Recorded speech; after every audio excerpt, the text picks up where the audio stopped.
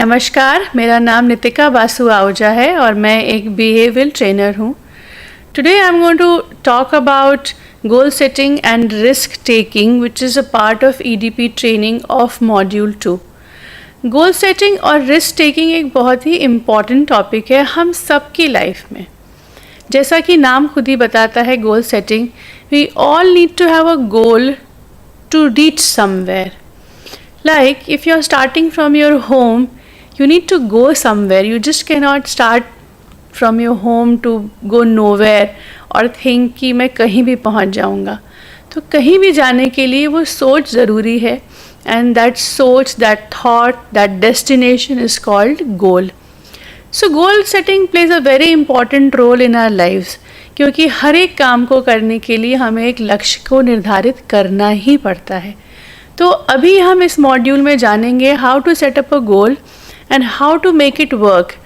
Because goal तो हम लोग शायद हर साल, हर महीने बहुत सारे बनाते हैं, लेकिन उनमें से कितने सक्सेसफुल होते हैं ये आपको भी पता है और मुझे भी। So how to actually make this goal setting work, that is the most important thing जो आज आप और मैं सीखेंगे। आगे बढ़ते हैं।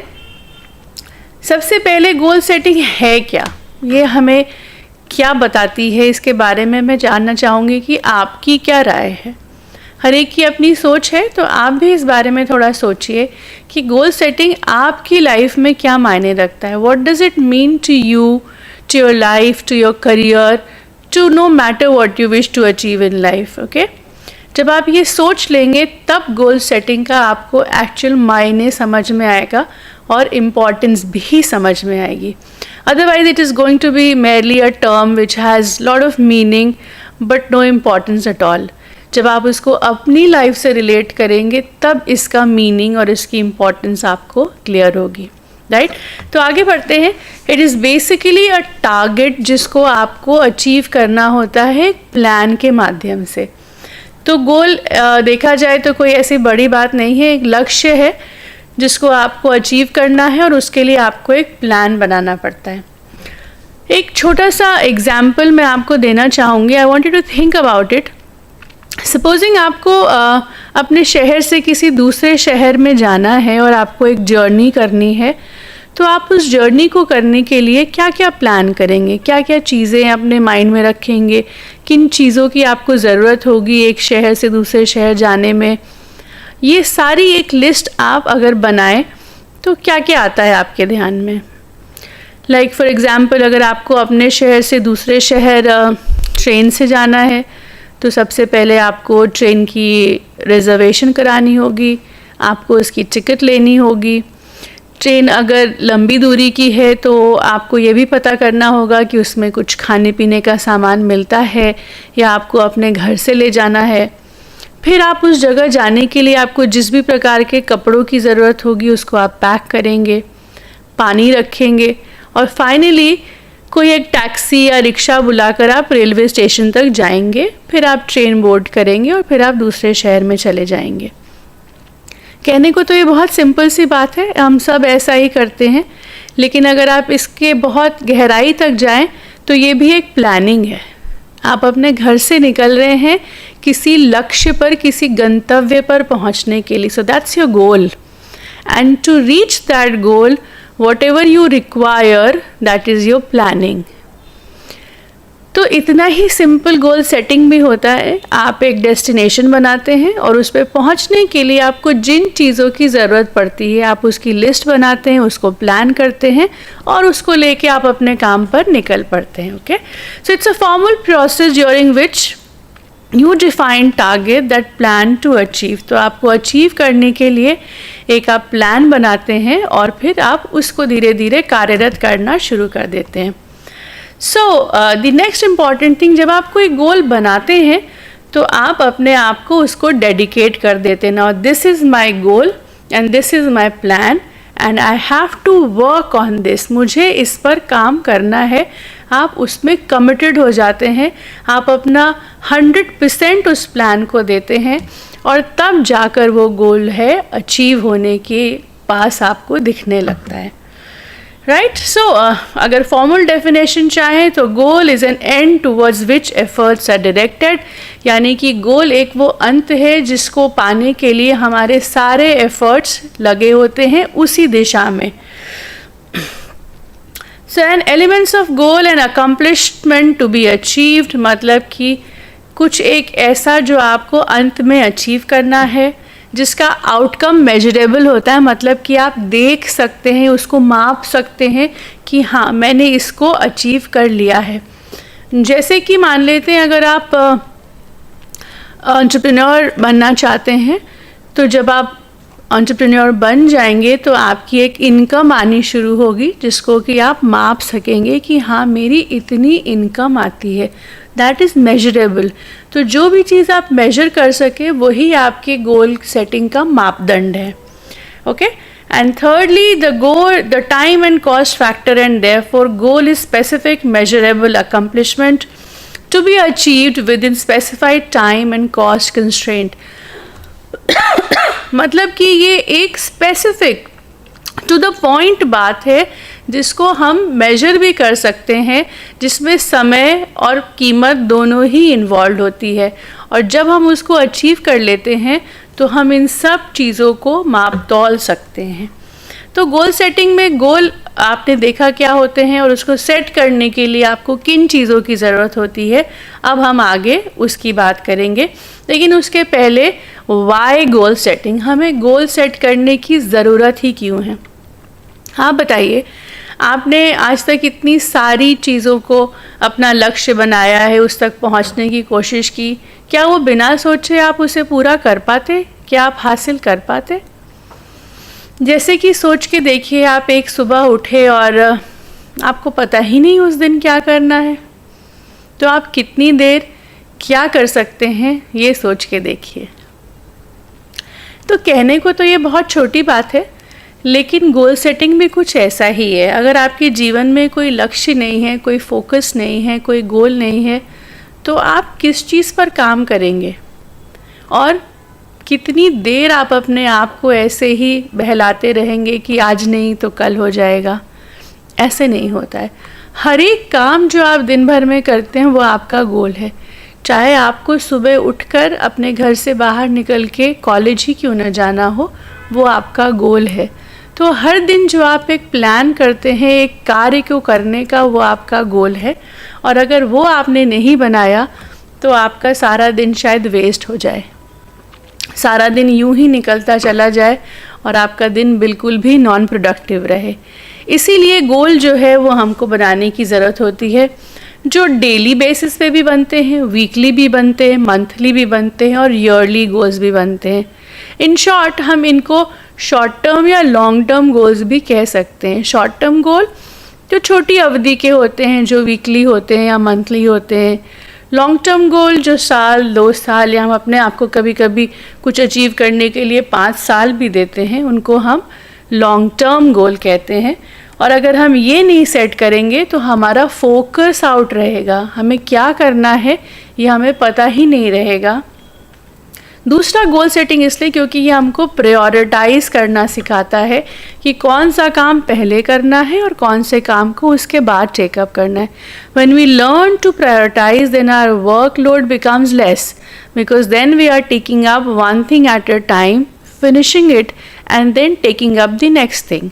तो ये बहुत ज़रूरी है कि हम प्रायोरिटाइज करके धीरे धीरे अपने गोल की तरफ बढ़ें।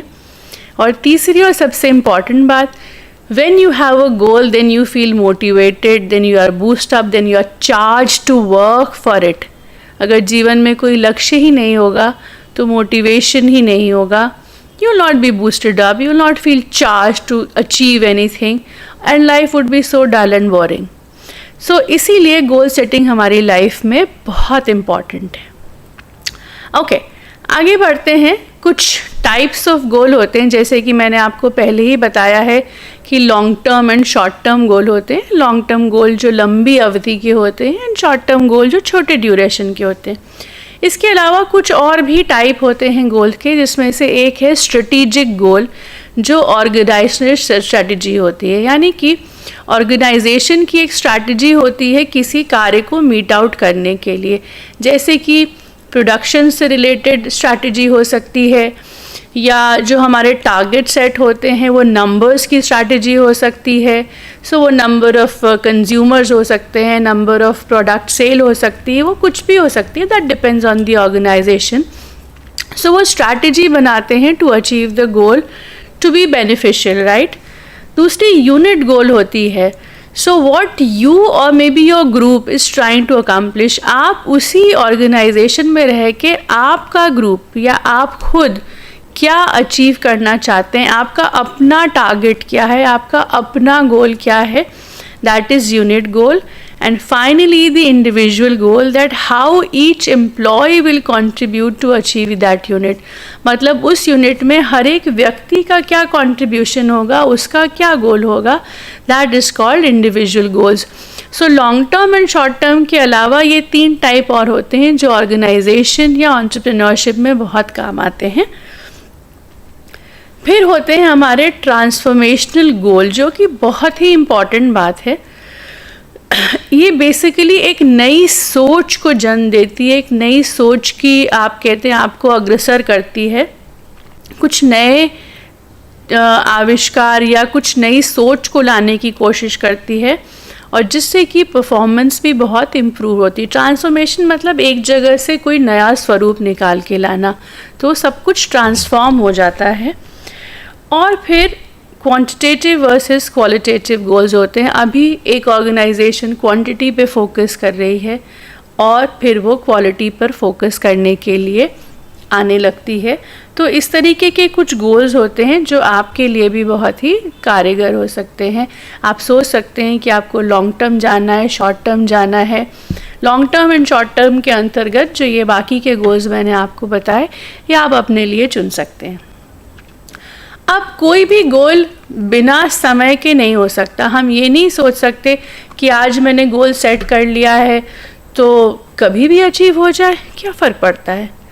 सो goal has to be time bound. अगर आपने अपने गोल को समय नहीं दिया है तो आप शायद उसको कभी भी अचीव नहीं कर पाएंगे.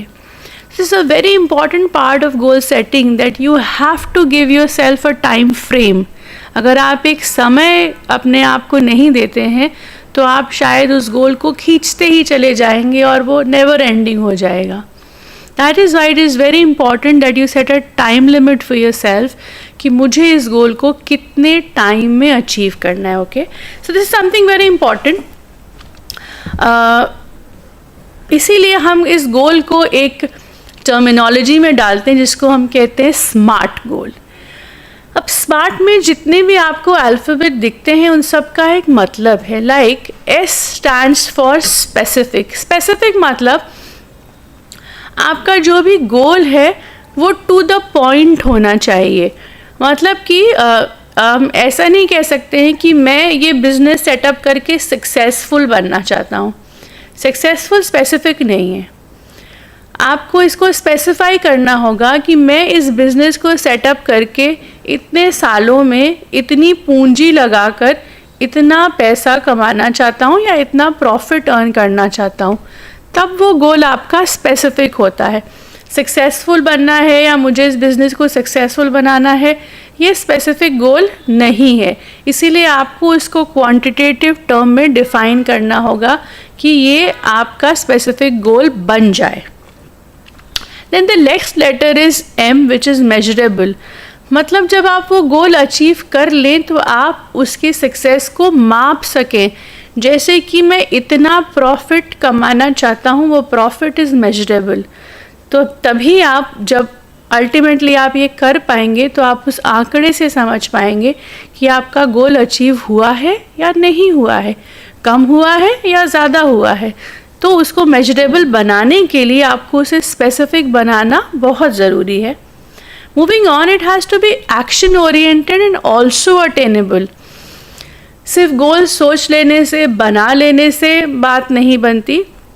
There has to be a plan. उसमें एक एक्शन होना चाहिए कि आप उसमें करेंगे क्या. और दूसरी जो बहुत महत्वपूर्ण बात है, that is it should be attainable, as in you should be able to achieve it. It should be within your reach. आप कोई भी गोल बियॉन्ड योर रीच अगर बना के चलेंगे तो आपको उसमें परेशानियां ही आएंगी। जो आपकी लिमिट है, जो आपकी कैपेबिलिटी है, उसके हिसाब से अगर आप गोल बनाएंगे then that will always be attainable. Moving on, it has to be very very realistic and relevant. That is R that we stand for. So realistic is आपके environment, आपके वातावरण के हिसाब से वो गोल रियल होना चाहिए। जैसे कि अगर आप एक छोटे शहर में रहते हैं और वहाँ पर अगर आप किसी मॉल खड़ा करना चाहें तो वहाँ के हिसाब से वो शायद इतना रियल ना हो जितना कि अगर आप एक कंप्यूटर सेंटर डालें वहाँ पर, क्योंकि हर आदमी फिर वहाँ आके उसको सीखना चाहेगा। लेकिन मॉल कल्चर से आपके शहर का हर आदमी अवगत नहीं होगा और शायद उसकी ज़रूरत भी वैसी ना हो। तो वो रियलिस्टिक होना चाहिए, आपके परिप्रेक्ष्य, आपके वातावरण के हिसाब से वो रेलेवेंट होना चाहिए। And finally T which is time and resource constraint. आपके पास कितना समय है और आपके पास क्या संसाधन है उस पर्टिकुलर गोल को अचीव करने के लिए, या क्या चीज़ें आपको रोकती हैं, ये सारा ब्यौरा आपको बनाना पड़ेगा। So when you are working your goal statement on the SMART concept, then you start working on it, then day by day you are able to understand कि आप कहाँ पहुँच पा रहे हैं और किस हद तक आपने अपने गोल को पाने में अपनी आकांक्षाओं को पूरा किया है। राइट, गोल को डेवलप कैसे करना है, ये बहुत ही इम्पॉर्टेंट बात है। स्टैब्लिश स्टैंडर्ड्स ऑफ परफॉर्मेंस, मतलब आप छोटे छोटे स्टैंडर्ड सेट करिए मिनिमल, जिसमें थोड़ी बहुत प्रोग्रेस हो। फिर एक्सेप्टेबल, मतलब इनफ प्रोग्रेस, शुरुआत करेंगे छोटी छोटी प्रोग्रेस से, फिर इनफ प्रोग्रेस से, और उसके बाद outstanding, that is more than expected progress. हम शुरुआत से ही बहुत ज़्यादा सोच के नहीं चल सकते हैं अपने गोल में, हमें छोटे छोटे कदमों से आगे बढ़ना होता है। तो पहले छोटा प्रॉफिट, फिर थोड़ा उससे ज़्यादा, फिर बहुत ज़्यादा प्रॉफिट को अगर हम इस तरीके से अपने गोल को डेवलप करेंगे तो हमें हमेशा उसको अचीव करने में आसानी होगी। Then identify obstacles to goal achievement. ये बहुत ही इम्पॉर्टेंट बात है कि उस गोल को अचीव करने में आपके रास्ते में क्या क्या रुकावटें आ रही हैं या आ सकती हैं। जब आप उनको आइडेंटिफाई कर सकते हैं तभी आप उनके लिए उपाय भी ढूंढ सकते हैं। So it is very important to be able to identify the obstacles and then work on the solutions accordingly. जब आप ऐसा करते हैं तो आपका गोल जो डेवलप हो रहा होता है वो बहुत ब्यूटिफुली डेवलप होता है and then it becomes more achievable, right. Then determine WIIFM, that is what is in it for me। इसका मतलब इस पर्टिकुलर गोल में मेरे लिए क्या है। This is called a why factor, you know, why, WHY, that आपका इसमें क्या इंटरेस्ट है, इससे आपको क्या मिलेगा, why should you do it, what is it there for me. जब आपको उसमें अपना कोई पर्सनल इंटरेस्ट दिखना शुरू करेगा जिससे आपको फ़ायदा हो, आपको खुशी मिले या किसी भी प्रकार का फ़ायदा हो सकता है, तब आप उसकी तरफ और तेज़ी से आगे बढ़ते हैं। जब तक आपको उसमें वो वाई नहीं दिखेगा as to why should I do it, तब तक वो धीरे धीरे चलेगा। So it is very important that you focus on the third parameter, determine WIIFM, what is in it for me, मेरे लिए इसमें क्या है। जब आपको उसमें अपने लिए कुछ दिखने लगेगा तब आप और भी तेज़ी से अपने लक्ष्य को पाने के लिए काम करना शुरू करेंगे। आगे बढ़ते हैं। सिर्फ गोल दिमाग में सोच लेने से या बना लेने से या उसको स्मार्ट कर देने से काम नहीं बनता है, हमें उसे पाने के लिए प्लान बनाना पड़ता है। बिना प्लानिंग के कोई काम नहीं होता। So action plan is something very important to achieve your goal. Okay, so SMART goal elements, rational for this goal, essential, problem solving, innovative. ये होना बहुत ज़रूरी है कि इस गोल में क्या ज़रूरी चीज़ें हैं जिनकी मुझे ज़रूरत है, क्या प्रॉब्लम आ सकती हैं, उसकी प्रॉब्लम सॉल्विंग करने की बहुत ज़रूरत है, और इनोवेटिव मतलब नई सोच, नई विचारधारा या नए आइडियाज़ को लाने की ज़रूरत है, जिससे कि आप निरंतर कहीं भी अगर आप अपने गोल में रुक जाएं तो आपको ये चीज़ें मदद करें आगे बढ़ने में। जैसे कि मानी हुई बात है, whenever you start working on something it will not be a smooth ride, उसमें ज़रूर कोई ना कोई प्रॉब्लम आएगी, but if you have a problem solving attitude towards it, देन आप उस परेशानी को चुटकियों में सुलझा लेंगे और आप आगे बढ़ने लगेंगे। सिमिलरली कुछ बहुत चीज़ें पुरानी हो गई हैं जो आपको शायद पसंद ना आए, ऐसे में अगर आपकी इनोवेटिव थिंकिंग है, अगर आपकी नई विचारधारा है, तो आप उसमें कुछ नया क्रिएट करके खुद को एक्साइटमेंट दे सकते हैं, and then you can create something new which will again motivate you to work towards your goal. Moving on, action plan, steps, procedure, assignments. दूसरी बात यह है कि एक्शन प्लान में आपका स्टेप क्या हो, पहला काम आप क्या करेंगे, दूसरा काम आप क्या करेंगे, तीसरा काम आप क्या करेंगे, इन सभी कामों का प्रोसीजर क्या होगा, क्या तरीके से इन कामों को किया जाएगा, और कौन सा असाइनमेंट जो है वो हर एक प्रोसीजर को पूरा करेगा। ये एक्शन प्लान के अंतर्गत कुछ बातें आती हैं जिसको आपको निभाना बहुत ज़रूरी है। Then comes project result, immediate और लॉन्ग टर्म। जब एक्शन प्लान तैयार हो जाता है तो आपको प्रोजेक्ट रिजल्ट या प्रोजेक्ट रिपोर्ट की बात करनी होती है, जिसमें कि आप चर्चा करते हैं कि प्रोजेक्ट शुरू करते ही short term as in immediate आपको क्या लाभ हो सकता है या क्या रिजल्ट मिलेगा, और प्रोजेक्ट जब लंबे समय तक चलेगा तो इवेंचुअली उससे आपको क्या बेनिफिट मिल सकता है। जब आप इस तरीके से एक्शन प्लान बनाते हैं तब आपको उस पर कार्य करने में बहुत ज़्यादा मदद मिलती है। अब जो सबसे इम्पॉर्टेंट बात है कि जब आप गोल सेट करते हैं तो उसका इम्पैक्ट क्या होता है, उसका असर क्या होता है आप पर, आपके गोल पर। Okay, so specific goals are better than vague और जनरल गोल्स। जैसे कि मैंने आपको पहले भी बताया कि वेग गोल मत बनाइए कि मैं सक्सेसफुल बनना चाहता हूँ या मैं एक इंडस्ट्री सेटअप करना चाहता हूँ। कौन सी इंडस्ट्री, किस चीज़ की इंडस्ट्री, सक्सेसफुल मतलब आपके हिसाब से सक्सेसफुल का मतलब क्या है, किस स्लैब में आप आना चाहते हैं। जब आप स्पेसिफिक गोल बनाते हैं तभी आपको उस पर कार्य करने में मदद मिलती है। Then difficult challenging goals are better than relatively easy और मंडेन गोल्स, विच इज़ अगर आप अपने लिए कुछ मुश्किल चुनते हैं तो आपको वो पुश करता है उसे पाने के लिए। इजी गोल तो आप बहुत जल्दी अचीव कर लेंगे, फिर नेक्स्ट आपको सोचना पड़ेगा। तो अपने लिए कुछ ऐसा गोल सोचिए जो आपकी लिमिट में हो और थोड़ा सा आपको खुद को पुश भी करना पड़े। जब आप इस तरीके से काम करना शुरू करते हैं तो आपको गोल में मज़ा आने लगता है। ओन्ड एंड एक्सेप्टेड गोल्स, जो भी आप गोल बनाइए उसको आप ओन अप करिए कि ये मेरा गोल है, इसको मैंने बनाया है, मुझे इस पे काम करना है। जब आप उसको ओन करते हैं, एक्सेप्ट करते हैं, तो इट इज़ लाइक पीपल से ना, it is my baby, this project is my baby, तो वो आपका अपना हो जाता है। और जैसे कि एक माँ अपने बच्चे को पालती है वैसे ही आप अपने गोल को पालना शुरू करते, you are so attached to it. It is like your baby, you want to do everything for that goal. Okay, so you need to own up and accept it as your own. And finally, objective timely feedback about progress towards goal is preferable. मतलब आप क्या achieve करना चाहते हैं, समय समय पर आपको उसका फीडबैक मिलता रहे कि आपने कितना अचीव किया, कितना और अचीव करना बाकी है.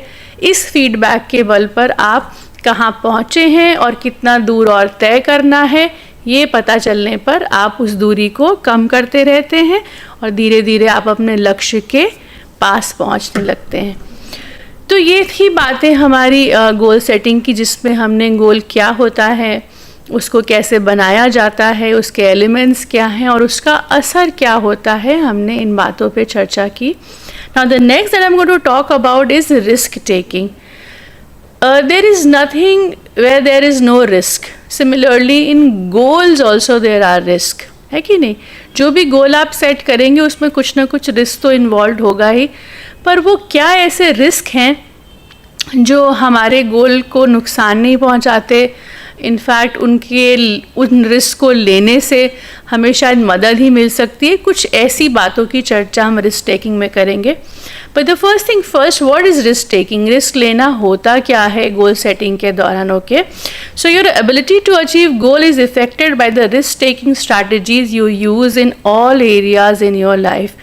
मतलब कि आपकी एबिलिटी, आपकी कितनी क्षमता है उस गोल को अचीव करने में, ये डायरेक्ट असर डालती है आपकी रिस्क टेकिंग क्षमता पर। आप कितना रिस्क ले सकते हैं, उसी के समानांतर में आपका गोल जो है वो चलता रहता है।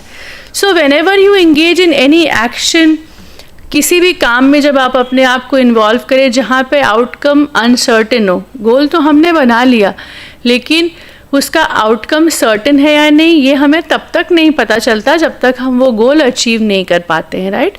तो जहाँ पर भी आउटकम अनसर्टेन हो वहाँ पर हम एक रिस्क ले रहे हैं, क्योंकि हमें जानकारी नहीं है कि आगे क्या होगा। तो रिस्क तो हर काम में है, लेकिन रिस्क कैसे लिया जाए जो कि काम को डैमेज ना करे, नुकसान ना पहुँचाए, वो हमें समझना ज़रूरी है। Okay, so your ability to achieve goal is affected by risk taking.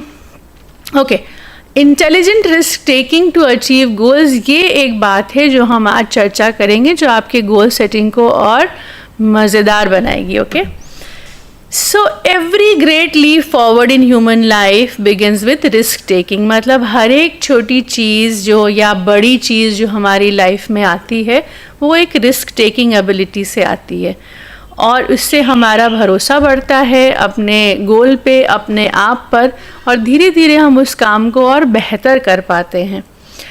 और men and women who achieve goal and accomplish wonderful things are invariably men and women of great faith in themselves and in their ability.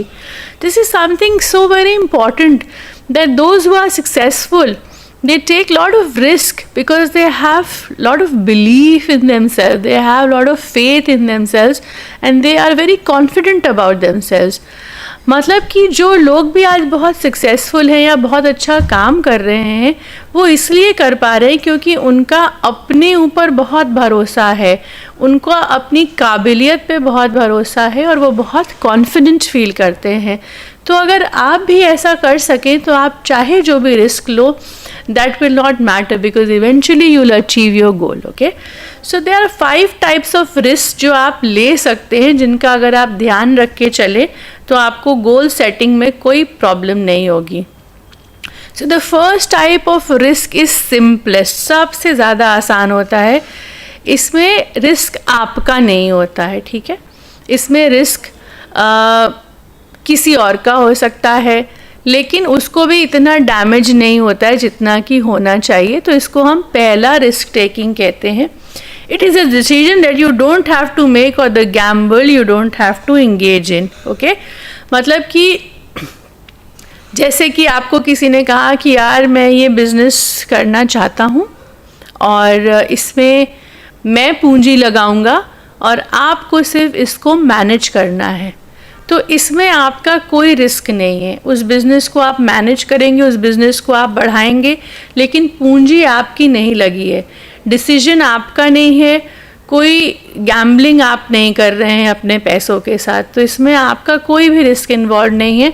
But yet जब आप उसको manage करते हैं तो आप experience gain करते हैं, आपको पॉपुलैरिटी मिलती है, and eventually you can start something of your own. So this is the very first thing which is simplest of all the risk, wherein there is no risk for you. Okay, आगे बढ़ते हैं। So every action has a consequence and often creates the need to further action, either to follow up on or remedy what happened. So her action के पीछे आपको एक सोच डालनी होती है कि इसके लिए नया सुझाव क्या है, या इसको बदल कैसे सकते हैं, या कैसे अच्छा हो सकता है। तो ये पहले प्रकार का रिस्क है जिसमें आपका कोई रिस्क इन्वॉल्व नहीं होता है, राइट? अब हम आते हैं सेकेंड टाइप ऑफ रिस्क में। ये रिस्क जिसको हम अननेसेसरी रिस्क कहते हैं। You engage in taking that is unnecessary when you act without sufficient information. मतलब कि ये वो रिस्क होता है जब आप बहुत ही कम जानकारी के साथ उस फील्ड में कूद पड़ते हैं, तो ये अननेसेसरी रिस्क है। मतलब कि आप उस जानकारी को हासिल कर सकते हैं और फिर आप उस फील्ड में जा सकते हैं। तो ये जो सेकंड टाइप का रिस्क है ये अननेसेसरी होता है, जिसको हमें नहीं लेना चाहिए। Whenever you are venturing into a new project, you must have all the information beforehand, plan, prepare and then go for it. Do not take this unnecessary risk because it is not wise, है ना। जब आप किसी चीज़ की जानकारी ही नहीं रखोगे और उसमें कूद पड़ोगे तो नुकसान तो होना ही है। So do not take this unnecessary risk. Planned रहिए, इन्फॉर्म्ड रहिए और उसके बाद आप उस वेंचर में आगे बढ़िए। तीसरा जो रिस्क है, it is you can afford to take, मतलब कि आप इस रिस्क को ले सकते हैं क्योंकि इसमें एक्चुअली कोई रिस्क नहीं होता है। जैसे कि आपको कोई नया सामान खरीदना है जिसकी आपको कोई जानकारी नहीं है, सो it is kind of a status को। आप वो सामान लेके आ गए और वो सामान ने आपकी उतनी मदद नहीं की तो कोई फ़र्क नहीं पड़ता। पहले जब आपके पास वो सामान नहीं था तो भी स्थिति वही थी, अब आ गया है तो भी स्थिति वही है। सेकेंडली, कोई नया रेस्टोरेंट है, वहाँ पर आप गए। मैं आपको उदाहरण दे रही हूँ कि कैसे कुछ रिस्क ऐसे हैं जो आप ले सकते हैं।